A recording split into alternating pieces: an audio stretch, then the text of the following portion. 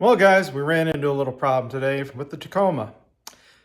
As you saw in the thumbnail, the wiper arm, well, it's just not working the way it's supposed to. Let me flip the camera around and we'll jump right into what it's doing and what we're going to do about it. So, guys, as you can see, I've got the driver's wiper is fine.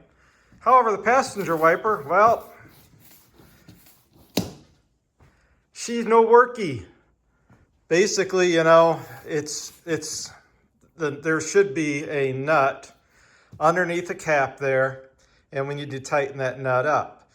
So let me figure out how to get that cap off, and when I do, I'll show you how I did it, and it should be a simple 10mm nut that we need to tighten down.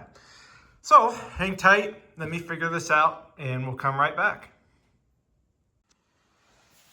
So basically, guys, this cap, you can see, just kind of pops on over the nut here, this part of it. There's no real good place to really pry on it, like a little spot, a relief, if you will, to get a screwdriver in there. So I just took the flat blade, was able to kind of get it and wiggle it and pop it loose.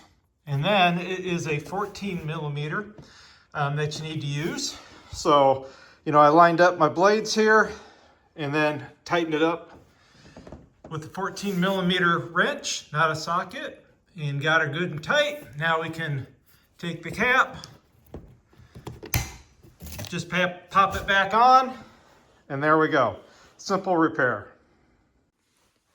Yes, it is cold in Michigan. So anyway, guys, I hope this little, simple tip or repair helps you guys out. If your wiper arm, is stuck in the ice and everything, and over time it just, the little nut just works its way loose, that's all you need to do. Pop the cap off, tighten it back down with 14mm, after you get it lined up where you want it, and you should be good to go from there. So anyway, guys, have a great day.